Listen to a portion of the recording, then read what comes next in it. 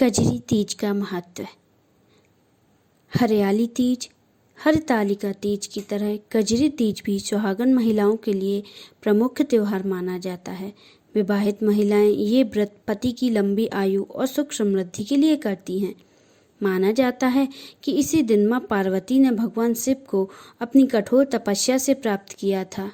इस दिन संयुक्त रूप से भगवान शिव और माता पार्वती की उपासना करनी चाहिए।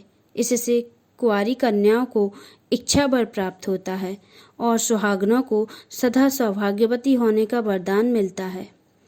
कजरी तीज का त्यौहार भाद्रपद के कृष्ण पक्ष की तृतीया को मनाया जाता है।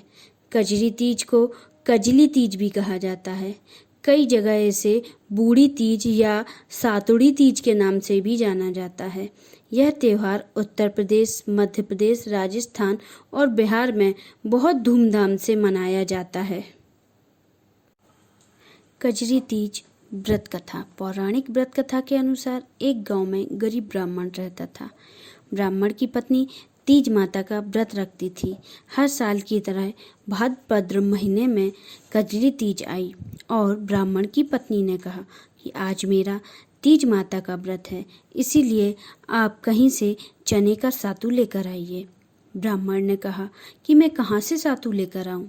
तब ब्राह्मण की पत्नी ने कहा कि चाहे चोरी करो या डकैती, लेकिन मेरे लिए तो सातू लेकर ही आओ। रात का समय हो रहा था और ब्राह्मण घर से निकला और साहूकार की दुकान में घुस गया। उसने वहां से चने की दाल, घी, शक्कर लेकर 1.25 किलो तौलकर सातू बना लिया और फिर वहां से जाने लगा। दुकान में खटपट की आवाज़ सुनकर नौकर जाग गए और चोर चोर चिल्लाने लगे। नौकर की आवाज़ सुनकर साहूकार आया और ब्राह्मण को पकड़ लिया। ब्राह्मण बोला कि मैं चोर नहीं हूँ, मैं गरीब हूँ। मेरी पत्नी का आज तीज माता का व्रत रखा है, इसलिए मैं सिर्फ 1.25 किलो का सातू बनाकर ले जा रहा हूँ।